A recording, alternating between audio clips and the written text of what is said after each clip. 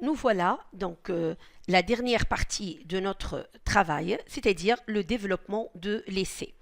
L'essai qui est proposé dans ce devoir est le suivant. Pour Maupassant, la guerre est un mal absolu et les hommes de guerre sont les fléaux du monde. Qu'en pensez-vous? Développez votre point de vue en vous référant à des exemples tirés de vos lectures et de l'actualité.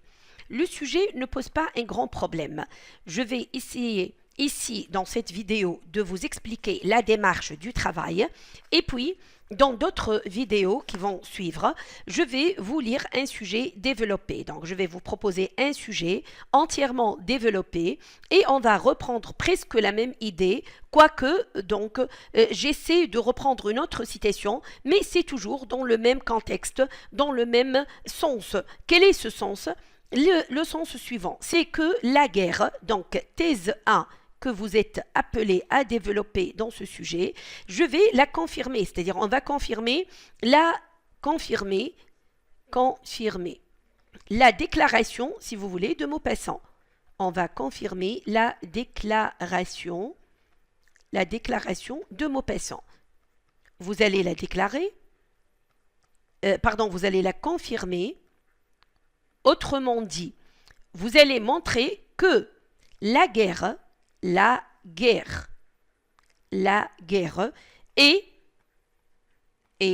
un crime contre l'humanité. Est un crime contre l'humanité. C'est l'idée sur laquelle on va insister. La guerre est un crime contre l'humanité et on ne peut la légitimer. On ne peut la légitimer. C'est-à-dire, en aucun cas, on ne peut la considérer comme donc possible ou comme solution. Donc, on la condamne. On ne peut la légitimer, qu'elle soit donc, ça, c'est un point de vue que se partagent nombreux, donc, qu'elle soit offensive ou défensive. C'est-à-dire,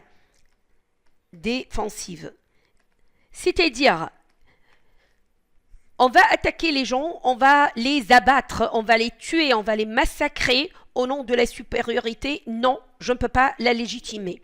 On va la défendre et dire que c'est pour se défendre, c'est pour acquérir ses droits, c'est pour obtenir sa liberté.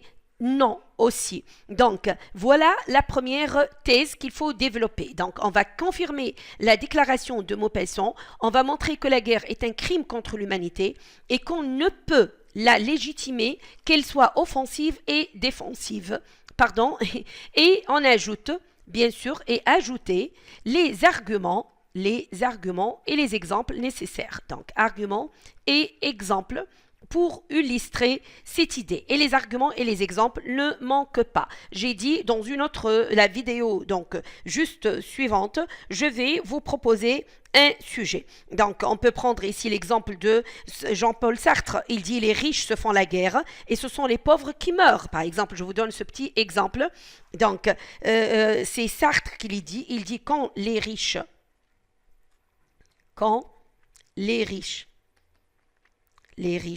se font la guerre,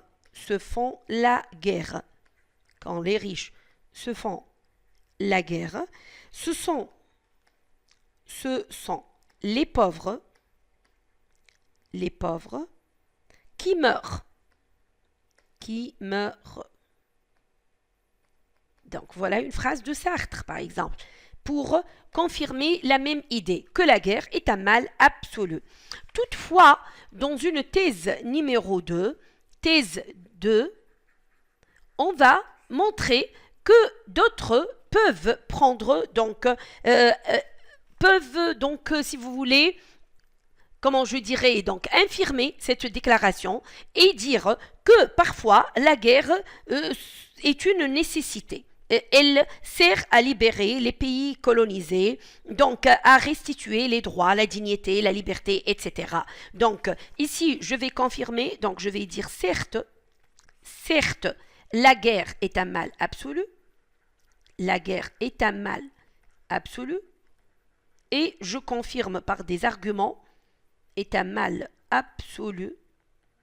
Ici, je vais dire toutefois, je vais dire mais, je vais dire néanmoins, parfois elle est comment? La guerre est une nécessité. Elle est une nécessité. Nécessité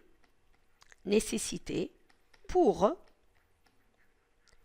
défendre et restituer certains droits, les droits. Et restituer les droits.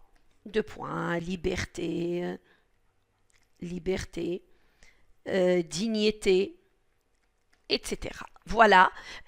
Donc, suivez-moi dans les vidéos suivantes et vous trouverez ce sujet bien développé.